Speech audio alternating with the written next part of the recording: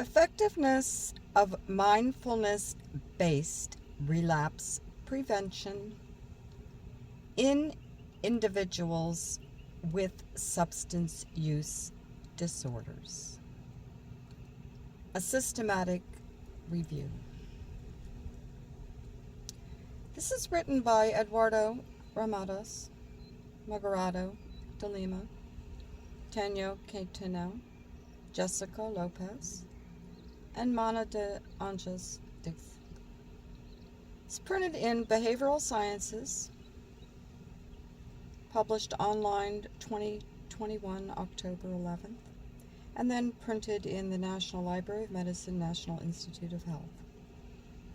Abstract. Objectives.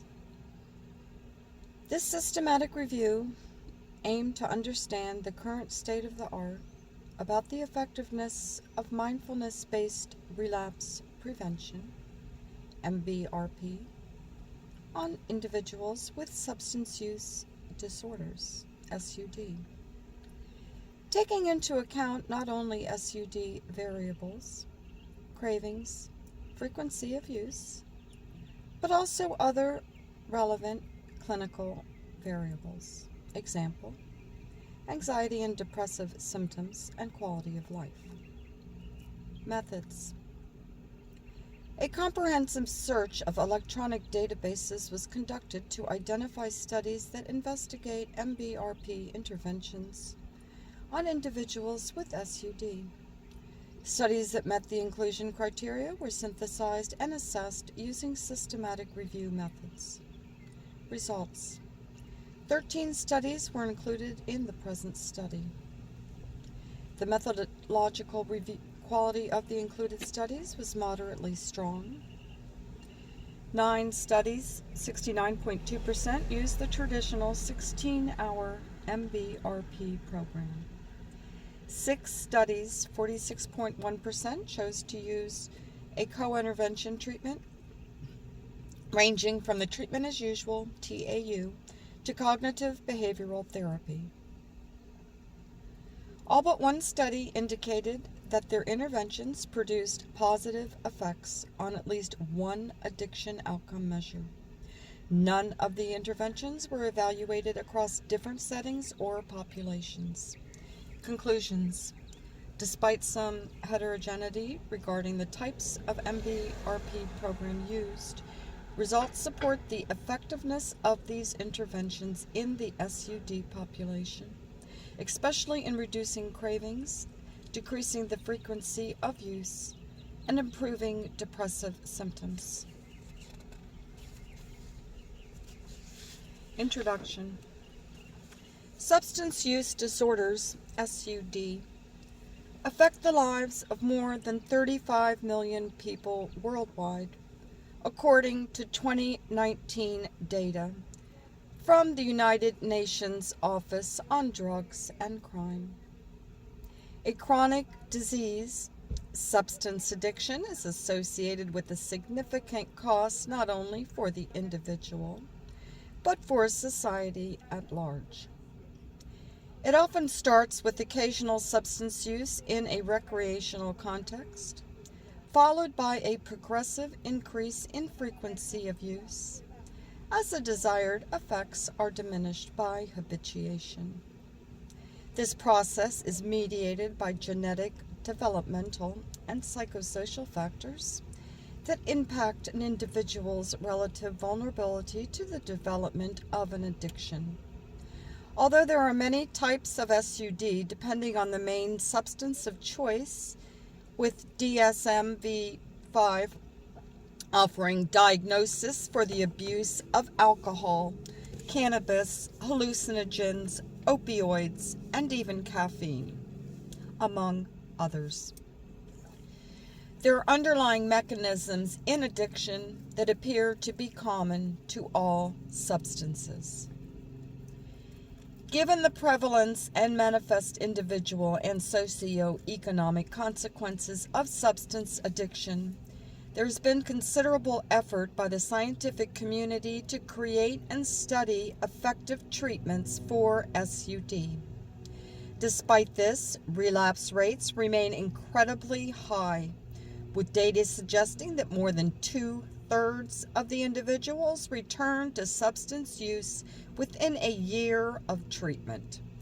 The relapsing nature of substance addiction makes it clear that relapse prevention is an essential treatment component for long-term recovery, shifting attention to interventions that propose to address this need. The most common intervention targeting relapse prevention is based on the identification of idiosyncratic high-risk situations that can increase the probability of relapse and the development of specific strategies that the individual can resort to when exposed to them. However, recently, other types of interventions aiming to improve the effectiveness of SUD treatment and address relapse prevention have been emerging, as in the case with mindfulness-based interventions. Mindfulness is a mental state that involves an awareness of the present moment and a non-judgmental posture towards internal and external phenomena. Practicing mindfulness has been shown to help regulate attention, cultivate acceptance, and develop the ability to observe inner experiences, thoughts, feelings, and physical sensations without judgment. In the context of addiction treatment, it can promote awareness of external and internal triggers for addictive behaviors and improve tolerance to uncomfortable emotional, cognitive, and physical experiences. It can also have a significant effect on decreasing cravings after treatment. Mindfulness-Based Relapse Prevention, MBRP, is an intervention that integrates mindfulness meditation with traditional relapse prevention techniques. It has three main components: formal mindfulness practice, informal practice, and coping strategies. The formal practice includes body scan, sitting meditation, breath, body, thoughts, and emotions, mountain meditation, and loving kindness meditation. The informal practice includes urge surfing, mindfulness of daily activities, the SOBER, sober breathing space, and mindful movement. Some of the informal practices can be used as coping strategies due to the fact that they can help the patients cope with difficulties, emotional challenges, or stress. As such, this last component intends to adapt informal practice into practical strategies the individuals can use in real-life situations. The original MBRP program has a total of 16 hours divided into 8 weekly sessions, 2 hours each, but can be adapted according to the target population and the researcher's goals.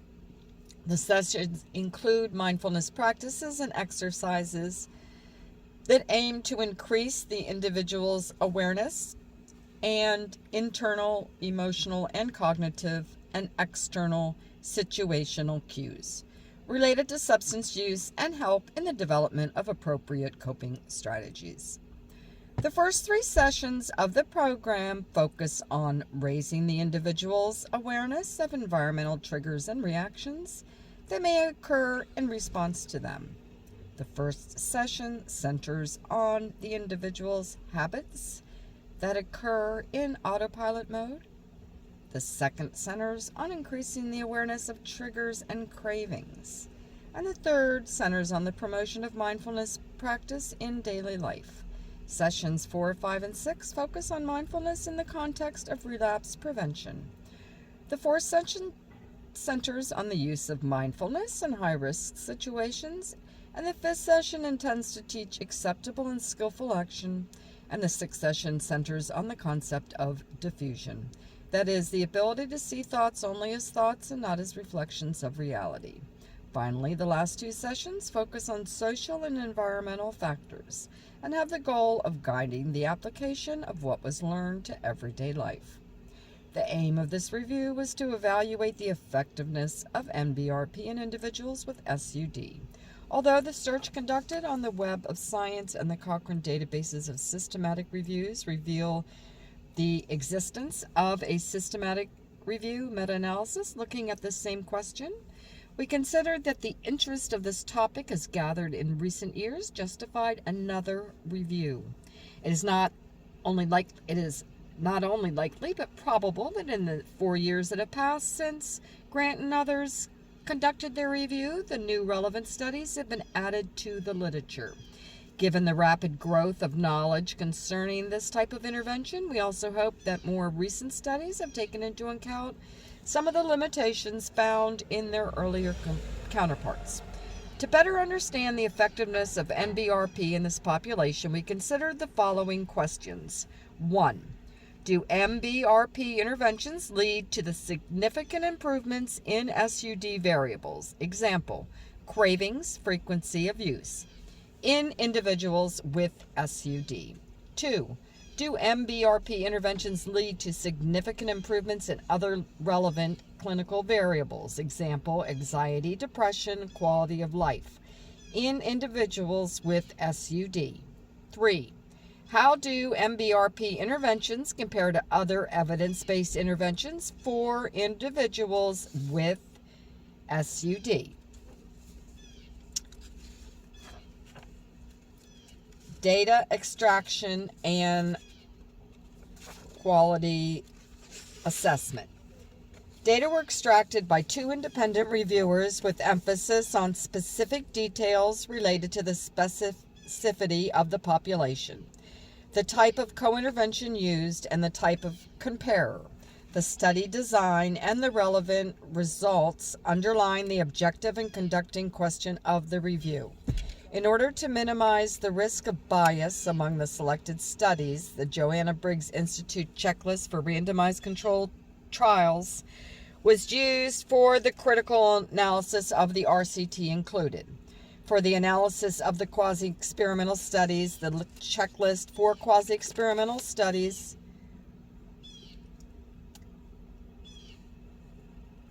the objective of the present review was to evaluate the effectiveness. The majority of the included studies found significant improvements in at least one SUD or clinical variable following the MBRP intervention.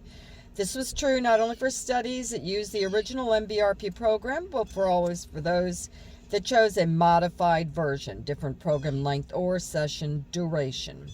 Regarding the impact of MBRP on SUD variables, the results indicate that participants that received the intervention had significant decrease in frequency of use, both measured by days of heavy drinking and number of drinks per day for alcohol, and number of using days substance misuse for other substances.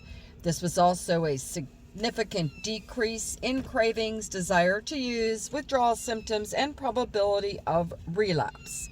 Concerning other clinical variables, the results suggest that participants who received the MBRP intervention saw a significant decrease in anxiety and depression symptoms, as well as reduced impulsivity levels. Moreover, they showed a significant improvement in quality of life and coping capacity over time. These findings seem to be congruent with the subjective experience of the participants, which is found by Greskoska and others, presented an overall satisfaction with the intervention and believed it to be helpful for their disorder. Only 3 studies chose to apply the MBRP program without a co-intervention while providing a comparator group. 2 other studies used TAU as a co-intervention and comparator. This made it difficult to properly compare the effectiveness of MBRP against that of other evidence-based treatments. Still, the results are relevant to understand if knowledge on the relative effectiveness of MBRP is created since the last systemic review conducted by Grant and others. Supporting the conclusions from the previous review found that MBRP plus TAU was not more effective than TAU in individuals with alcohol dependence. Even though there was no significant group difference, it should be noted that individuals from both groups showed favorable outcomes. On the other hand, Rose and others, Mestany and Ottaviana, also compared MBRP with TAU, found different results. Roos and others reported an interaction by affective symptoms that predicted increases in approach coping, which in turn led to more favorable substance use related outcomes. Example, fewer heavy drinking days and substance use problems at 12 months. The mediator effect of increased approach coping was only found for individuals with high baseline affective symptoms as opposed to low or moderate. Similarly, Mestany Ottaviano found that MBRP was significantly more effective than TAU in reducing rates of depression, anxiety, and cravings in individuals with SUD and comorbid depression. Finally, Greenfield and others compared the current most used form of relapse prevention with MBRP and found significant differences regarding the decrease of frequency of use. The results from the studies by Roos and others and Mestany and Ottaviana are particularly interesting. They indicate that MBRP may be especially useful for individuals who present SUD in comorbidity with severe psychiatric symptomology, namely those with affective disorders. This could be explained by the impact mindfulness has been shown to have in facilitating emotional regulation. Hosel and others, for example, have proposed that the effects of mindfulness are a result of changes in mental and brain functions pertaining to, among other, self-regulatory systems, attention, and emotional regulation. Similarly, Bego and Seilberg-Swig suggested that changes in self-regulation and self-awareness resulting from mindfulness reflect modulation in neurocognitive networks associated with various dimensions, including emotional regulation. Some authors have even argued that mindfulness might employ a unique strategy of emotional regulation based on bottom-up systems, contrary to cognitive reappraisal, which relies on top-down systems. Bottom-up pathways are thought to be responsible for emotional processing, generation of arousal and affect, and have been linked to some limbic regions and the striatum. Interestingly, bottom-up along with top-down processes have been hypothesized as possible mediators to the effects of mindfulness practice on SUD. This is at least in part explained by the role these and associated pathways are proposed to play in the reactivity to drug stimuli, drug cravings, and relapse. Despite their believed relevance, so far these pathways have barely been researched. As with all studies, the present review has limitations that need to be considered when interpreting its results. It's important to highlight the presence of methodological weaknesses in some of the included studies, such as reduced sample size in those using a quasi-experimental design. Given that the weaknesses can skew the results obtained, it is not possible to generalize them and conclude the effectiveness of the intervention under study.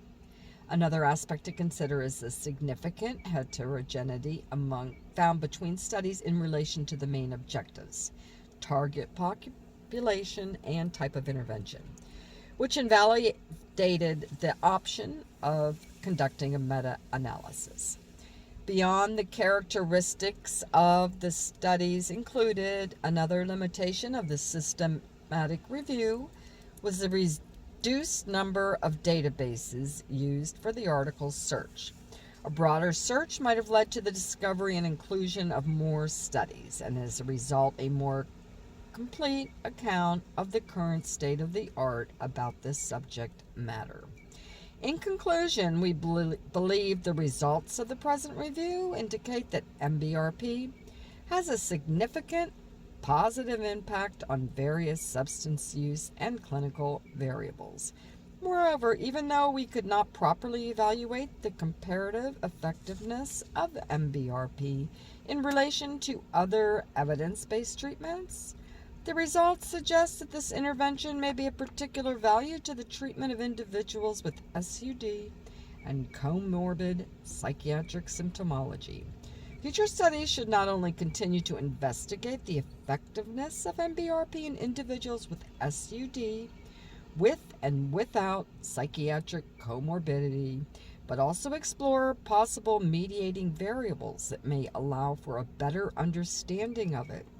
Furthermore, we believe that further research into the effectiveness of MBRP will greatly benefit from considering neural measures in order to deepen the knowledge of the neural circuit mechanisms involved in the practice of mindfulness and how these relate to relapse prevention.